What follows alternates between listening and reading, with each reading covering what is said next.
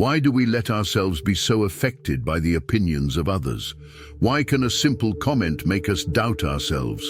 Since childhood, we are conditioned to seek external approval, shaping our attitudes and beliefs to be accepted. But this comes at a cost, the loss of authenticity. Carl Jung believed that the key to true emotional freedom lies in the process of individuation, becoming who we truly are without depending on external validation. However, achieving this autonomy is not easy. Society pushes us toward conformity, causing us to distance ourselves from our essence. Individuation is a central concept in Carl Jung's psychology. It is the process of personal development in which the individual becomes fully themselves, integrating all parts of their psyche, both conscious and unconscious, and freeing themselves from the external influences that shaped their identity without their awareness. From an early age, we learn to adapt to the expectations of others.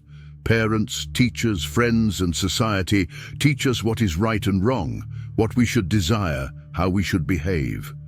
This process is necessary for social coexistence, but when there is no balance, we end up living as reflections of others, not as authentic individuals. Jung distinguished two essential concepts to understand this phenomenon: the adapted ego and the authentic self.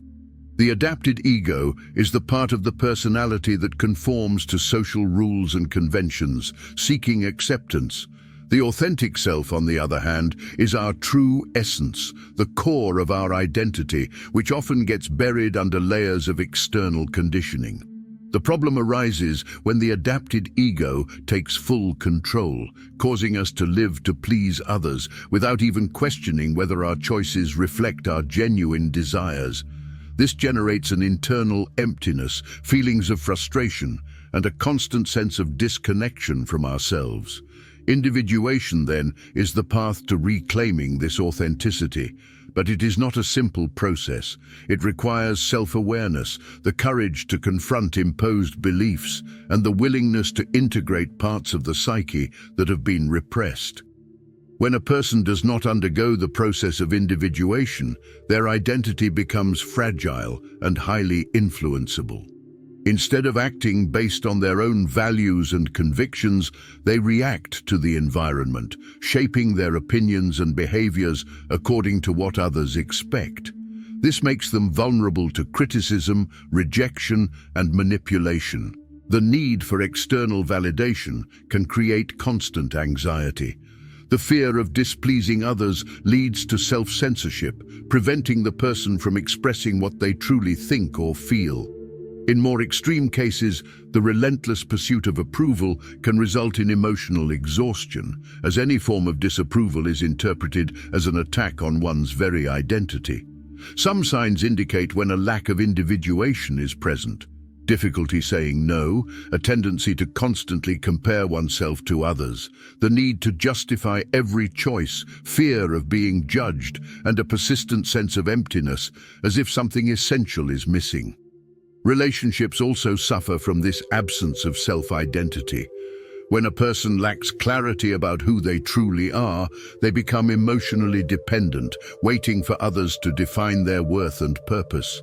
This creates space for toxic relationships, where the fear of loneliness prevents healthy boundaries from being established.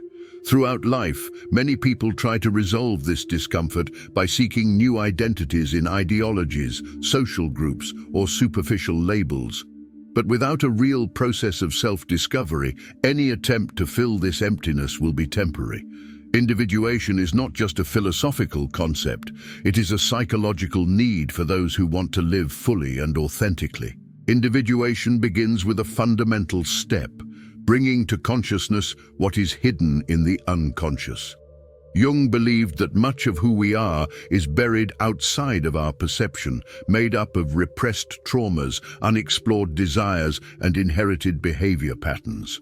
As long as these forces remain unconscious, they will continue to influence our choices without our awareness. The most common way to perceive these hidden influences is through psychological complexes. These are disproportionate emotional reactions that arise in certain situations and that many times we cannot explain. For example, a criticism might provoke an exaggerated response of anger or sadness, not because the criticism itself is destructive, but because it touches on an unconscious wound that has not yet been resolved. Another way to access the unconscious is through dreams. For Jung, dreams are symbolic messages from the psyche that reveal repressed aspects of the personality.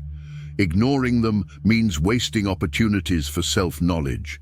Keeping a dream journal can help identify recurring patterns and symbols that offer clues about what needs to be worked on. Furthermore, certain automatic behaviors reveal how the unconscious acts upon us. Repeating mistakes, making impulsive choices, and personal sabotage are signs that hidden forces are in control. The more we deny these influences, the stronger they become. Becoming aware of the unconscious does not mean eliminating it, but rather learning to integrate it. Instead of being governed by unconscious emotions, the individual begins to recognize their origins and deal with them consciously. This process initiates true freedom, where reactions cease to be mere conditioned reflexes and become genuine choices.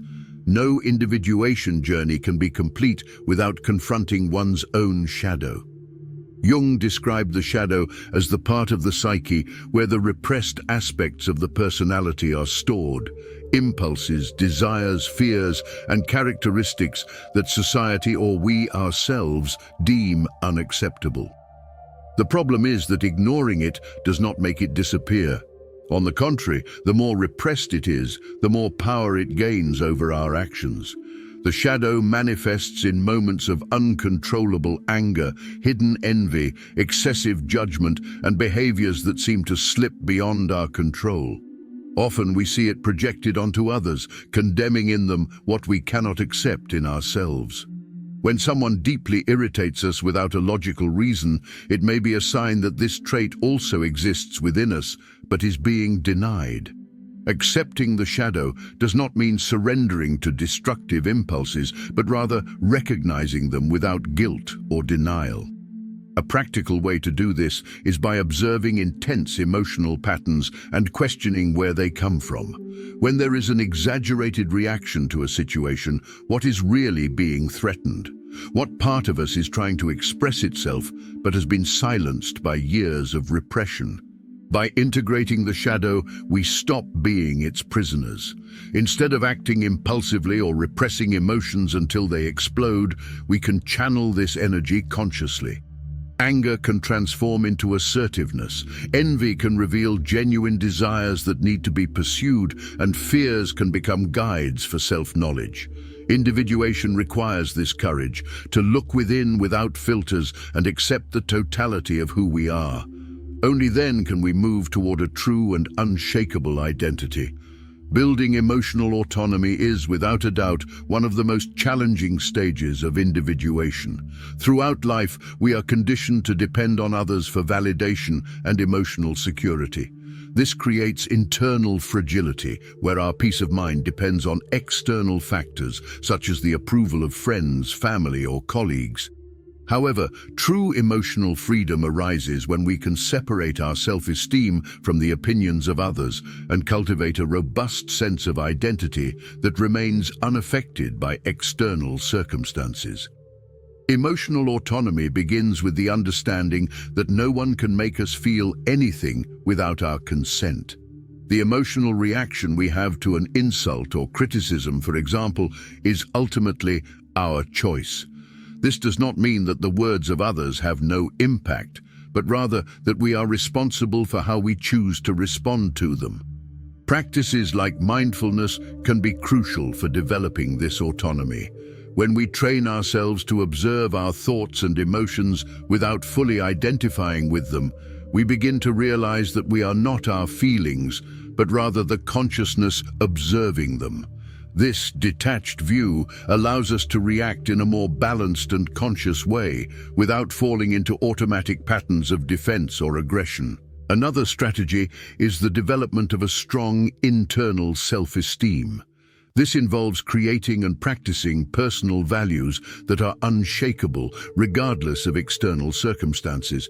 For example, if you believe in the importance of honesty, you can learn to stay true to that value, even when someone tries to manipulate or distort the truth.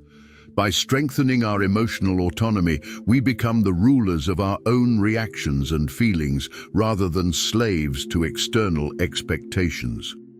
The journey of individuation is not a final destination, but a continuous process of deepening self-knowledge. Becoming aware of the unconscious, accepting the shadow, and building emotional autonomy are essential steps in no longer being held hostage by external influences and living according to our own truth. This path requires courage, as looking within means confronting aspects of ourselves that we would rather ignore. However, the reward is genuine freedom, a state where the opinions of others no longer control us, where emotions are understood and not repressed, and where our choices reflect who we truly are. Carl Jung teaches us that true fulfillment does not lie in conforming to external expectations, but in integrating all parts of our being. The more we become whole, the less we depend on the approval of others.